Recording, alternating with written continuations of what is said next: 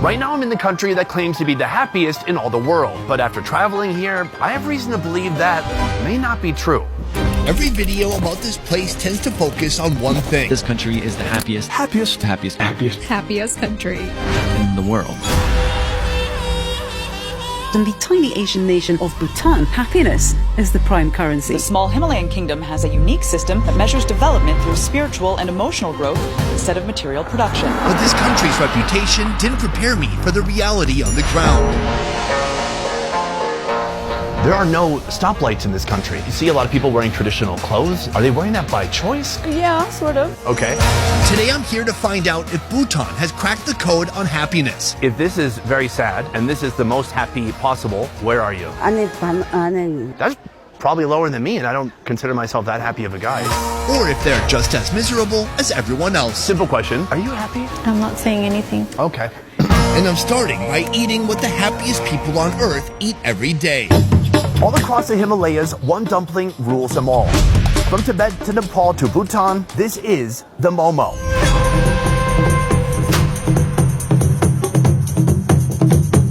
The kitchen warms up with loads of dough, rolled, chopped, and flattened into delicate wrappers waiting to be filled. Momo is the go-to breakfast in Bhutan, a small landlocked kingdom tucked deep in the eastern Himalayas. Right now, I'm in the capital city of Thimphu. The last time I ate the momo, I was in Nepal. I tried the buffalo version and the chicken version. Here we have two that are completely different. We have beef, and we have this right here, the cheese option. For the cheese momo, shredded cheese is mixed with minced cabbage, tucked into dough wrappers,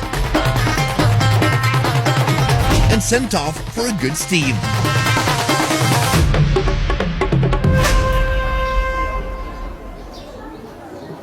The cheese was pleasant. I was expecting something potentially intense like goat cheese, but no, that was really nice, mild, and pretty delicious. Meanwhile, inside here, we have a Bhutanese death sauce. They call it chili paste. This is a country that loves chilies. If you look at the Bhutanese food pyramid, it's like carbs, meat, and then chilies has its own category. Ooh, fresh and sour, and then it has a heat that really builds. Ah, that's good. I'm feeling young again. The cheese momo was a big win, but now we're moving on to the most famous momo this restaurant serves, the beef momo. The beef momo filling is a mix of minced beef, shallots, salt, MSG, water, and hot oil. Once combined, it settles into a waiting dough vessel. Workers here seal the wrappers into different patterns to signal what's inside. Crescents mean beef, braids mean cheese. That's nice. Mild flavors, certainly beefy, but very juicy too. When you pair it with that spicy, tangy, somewhat sour sauce, it really cuts through that fattiness. I like the momo because it's simple and it's easy to digest. But what's not so easy to digest is the concept of happiness. What's more important, money or happiness? Most modern governments only focus on developing their economies above all else. In Bhutan, government policy is measured by the amount of happiness it can create. That's given Bhutan the reputation as an oasis of tranquility and the happiest place on earth. Happiness in Bhutan is seen more in the context of contentment and resilience. I've always believed that at a time when money is so important, there are so many other elements that make happiness a lot more holistic. Meet Pemsi, a travel content creator from Bhutan, giving me her first introduction to her country. Outside, when you look at growth, it's GDP, right? Economic development. In Bhutan, it's something else. It's what we call gross national happiness. In 1972, Bhutan's young king, just 16 years old, rejected the idea that a country's success should be measured by its economy alone. While the rest of the world was chasing GDP, he asked a different question. What if we measured happiness? Back in 2008, a complete national survey was done, and that meant going to every single Bhutanese citizen to really see whether people are happy. How do you quantify happiness? We have something known as the GNH Happiness Index. The GNH survey covers 9 areas of life. Hundreds of questions are asked, and those results shape government policy. The survey looks at everything. What are some of the social conditions in that community at that time? What is your income bracket? How much did you study? Are you employed? Are you not employed? Does your house have basic electricity? So it's not based on just a yes and no. Bhutan has spent 50 years trying to engineer happiness from the top down. But some will tell you the real answer is more simple than that. Let's talk about what some call the national dish of Bhutan. Emadasi. Chili and cheese. The name gives away its star ingredients. So this dish is fascinating as an outsider because usually when I see chilies, I see them as a supporting ingredient. And maybe I'm actually eating them, but in addition to a bunch of other vegetables or meat. Here, it's just chilies. So it's like the main food. Yes, I think every Bhutanese can't live without red chilies. It's our hero ingredient.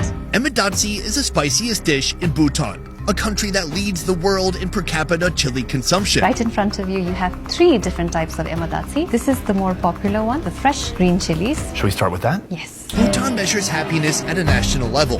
But when's the last time you measured your own? If it's been a while, BetterHelp makes finding a great therapist simple. BetterHelp is our paid partner. Most people think therapy is for when things fall apart, but that's the wrong way to look at it. Let's say you're the provider, the mortgage, school fees, car payments, the safety net. It all runs through you. You don't complain about it, you chose it, you handle it. But here's the truth. Managing pressure well and actually dealing with it are 2 different things. And most people never figure that out until it costs them something. I spent a long time thinking stress meant I cared. A good therapist will tell you clearly and directly that's not the same thing. Stress isn't proof of commitment, it's a warning light. Therapy isn't about becoming softer, it's about getting clearer, removing the noise so you can operate better. And BetterHelp is built around making it as easy as possible to start. You answer a few questions and get matched with a credentialed therapist online within a few days. And if the first match doesn't click, you switch at no charge. Over 6 million people have used it, and it's got a 4.8 out of 5 on the App Store. So if you've been thinking of starting therapy, stop thinking and take the first step. Visit BetterHelp.com/BestEverFood for 10% off your first month, or scan the QR code on screen, plus the link is also in the description. Now, back to the show. A basket full of fresh green chilies gets chopped into bite-sized pieces and tossed into a pot. In go ginger and garlic, butter, salt, processed cheese, fresh cheese, and water.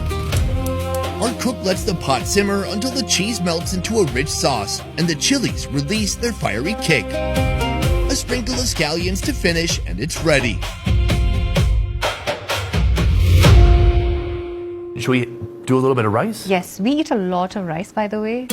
The portion on your plate should be about 70% of rice. So I'm scooping on the cheese and chilies. It's a unique combination, though it kind of reminds me of something I would dip a tortilla chip into during a Super Bowl game, but we would blend it a little bit more. A little more cheese, a little less chilies, a little bit less chunky.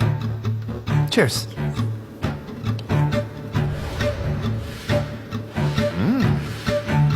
What do you think? Very rich. I mean, obviously you have kind of liquid, soupy cheese that the rice becomes saturated with. Yeah. The taste is good. I don't know that it even tastes cheesy. It tastes like dairy. It's very rich. But the chilies, I thought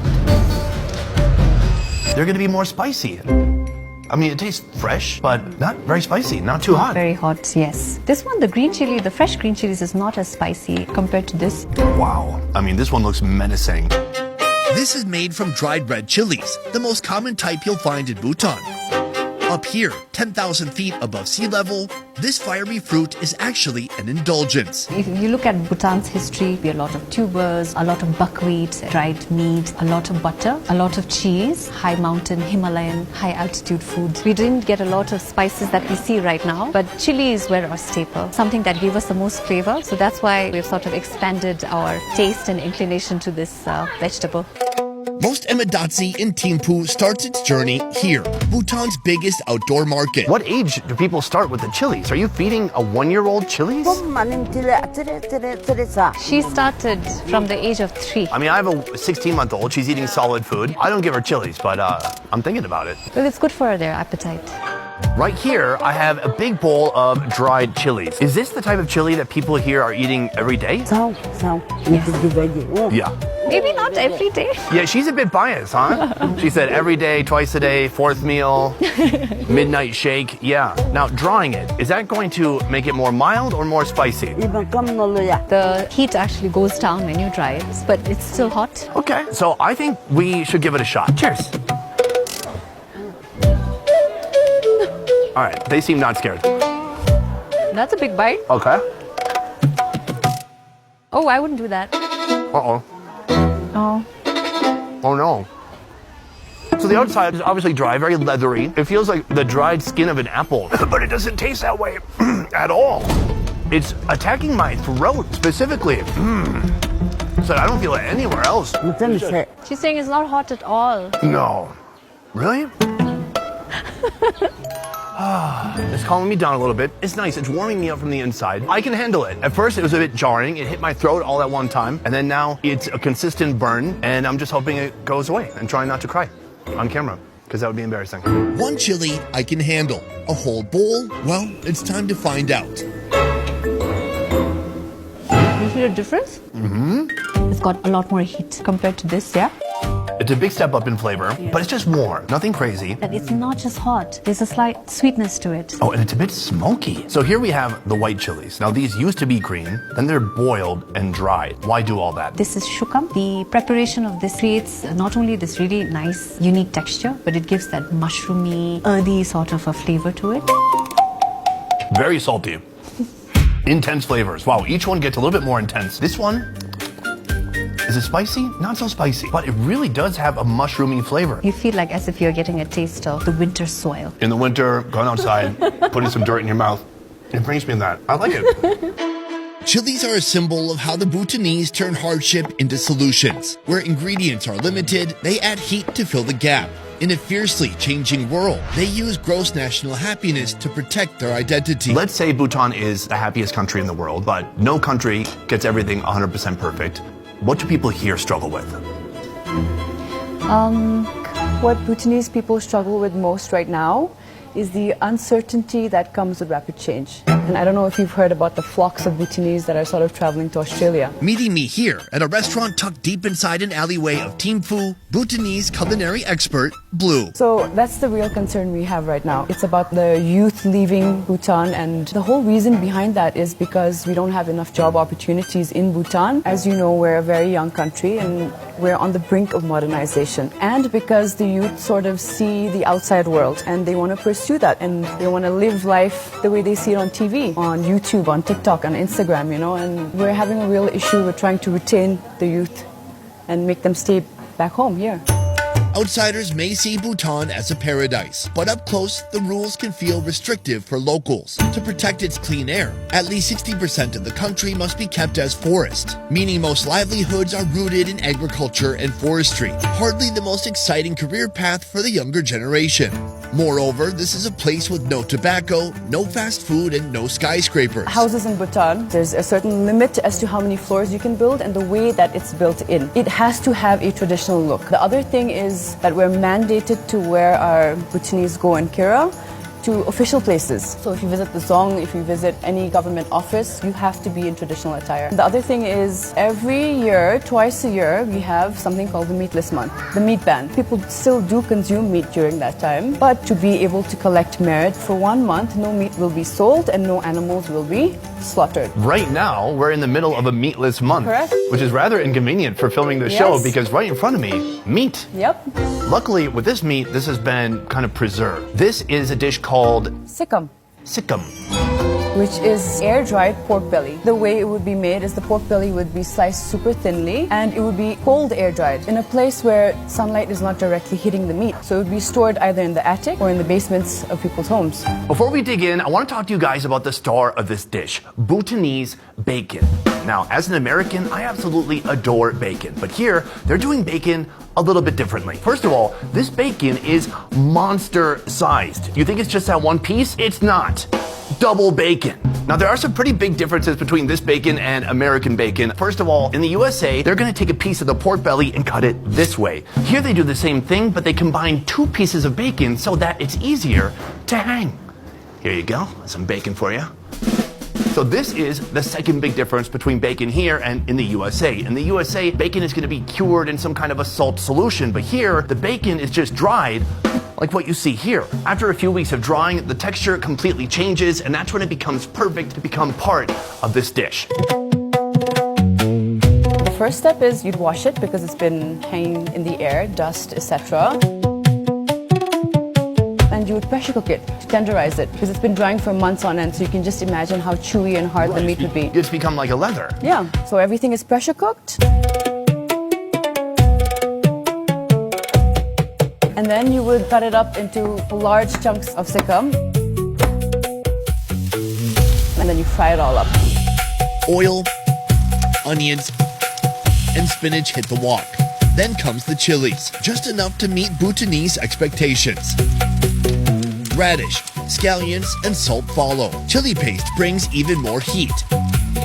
Then finally, our frontman joins the chorus.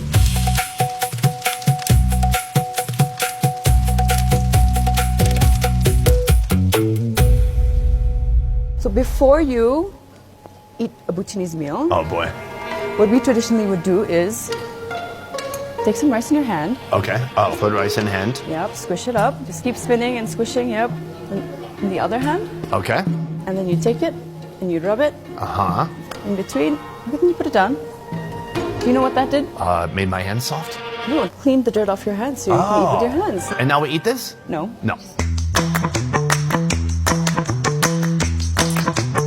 It looks good. It's glistening. It's been kind of browned with the sauces he's put in there. Hopefully it's softened up a little bit because I was touching it earlier, the dried form, and it was pretty hard. Get a bit of the rice, pick up a piece of spinach. And toss it back. Yeah. Now you pick up a piece of meat. Oh, that's big.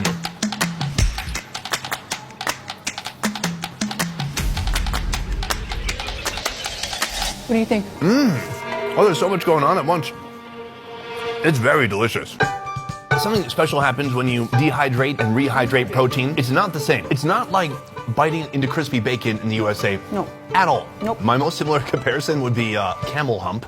In the way that it's kind of spongy, in the way that you can really like feel the tissue of the fat. It's like you feel the fat cells popping on your It's teeth. almost like a crunch to the fat. Yes, which is completely different where, you know, bacon in the US, it all kind of becomes one uniform, crunchy piece of protein with the fat and meat combined. So that's like the nice, soft, fatty bits, but then the protein's like pretty hard still. You have to kind of work your way through it Yes, patiently. yes. Bhutanese people like texture in their meat. You like the texture of the chewiness or from the tendons, the rubberiness. I'm a big fan of this.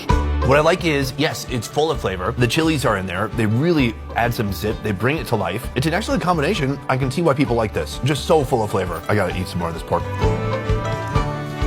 I have two quests in this video. One is to learn about the food. The other is to learn more about this happiness part of this country. It's fascinating to me that happiness has become part of Bhutan's reputation. The reality is, on the ground, there's a lot that people here are struggling with. Yes, absolutely, like every other country in the world. So happiness has become part of Bhutan's identity, but I'm not so sure that it's become part of this country's reality. So the question remains, is Bhutan the happiest country in the world? No. Money-wise, no. But we have to know that money is not everything at the end. At the end, the inner happiness is more important. If you really count with the spiritual happiness, inner happiness, Bhutan can be a number one, yes.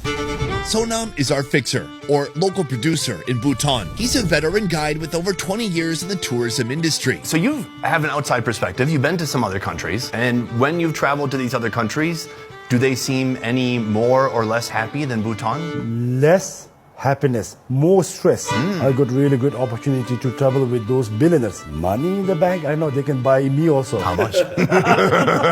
But they didn't have a time to eat with the family. We at least have time with the family. Today, Sonam welcomes us into his home to share what brings him joy. A home-cooked meal made by his wife. Here we have a dish known as Batuk. Traditionally, it's a Tibetan dish that was brought into trade. And yeah, we sort of turned it into a Bhutanese dish as well. And we've made a few adjustments here and there, more spices, and the addition of the deep-fried dried beef as well. Our hearty meal begins with a pot of bone broth heating up on the stove. Meanwhile, Pema rolls and cuts the dough into wide, flat noodles, repeating the process until there's enough for everyone.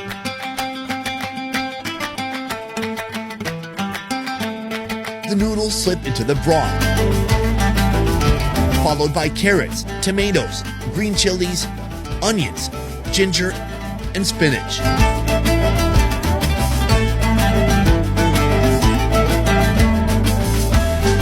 Dried meat is chopped and tossed into a frying pan where it sizzles. A pinch of salt brings up the flavor. Then everything comes together.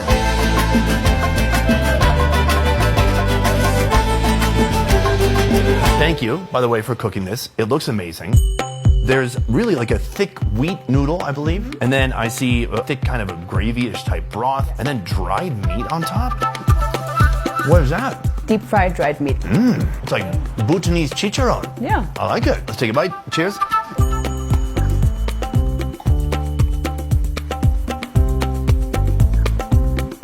Ooh, it's a very thick sauce. It's from all the starch that sort of falls off the noodles. Oh, okay. There's some of the flavor of the bone broth in there. A little salty, nothing too strong. But then occasionally you bite into a chili, and that lights up your mouth a little bit more. I want to get some of these noodles now. And I like noodles like this. It kind of reminds me of knife-cut noodles because they're big, dense, kind of doughy a little bit. And it's the type of noodle that could probably hang out in this broth all day and not become oversaturated or swollen in fat.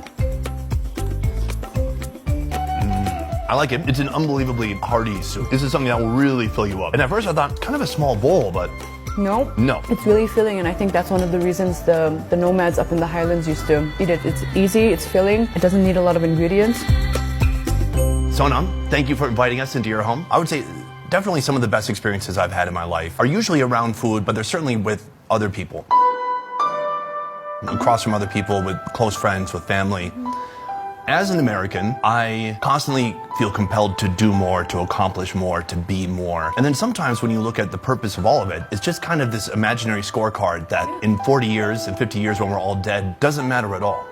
And logically, I know when people are on their deathbed, they look back and they wish that they hadn't worked so much. Yes. And their most meaningful moments came from the connection that they shared with people. I just feel like logically a lot of Americans understand that, but they don't follow through with taking the actions that would actually make them feel more happy and more content. So do you feel like people here in Bhutan are more conscious and more intentional with their time and with their activities and doing things that will bring about more happiness? Definitely. I think the Bhutanese people are very conscious of being present in the moment. When I say like being present, I mean like being able to spend time with family. Family in Bhutan is so important. And a meal in Bhutan isn't just a meal. It's about being in a community, being in a family, and being present in each other's lives. My understanding after meeting so many people today is that people here are people just like anywhere else. People have struggles, they have things that they have to work through. But with gross national happiness, instead of the country's entire focus being on GDP, how do we just make more money? How do we go back to that scorecard? People are more focused on quality of life. Correct. Yes, money and profit, it's part of that, but it's not the whole picture. A lot of people misconstrue the concept of G&H, and they think that G&H equals to happiest people in the world, happiest country in the world. That is not the case, and Bhutan has never claimed that we are the happiest country in the world. And G&H was never meant to say that the Bhutanese people are always happy, because that's not how it works. That's really not realistic. Pursuing happiness is something you do as an individual. It's not something the government can, do for you. Right. But it's helping you try and achieve the happiness that you may want. For you, what do you consider to be some of the essential ingredients for happiness? What she said was that he's on tour a lot, so she doesn't get to see him very often. And that's a key to happiness? No. So Sorry, I'll continue. get to the point. Okay. Because he's on tour and she doesn't get to spend a lot of time with him, when he does come home, that's what brings her happiness. Being able to spend time with him and her kids together. Oh, I'm happy. She missed me then. Yeah.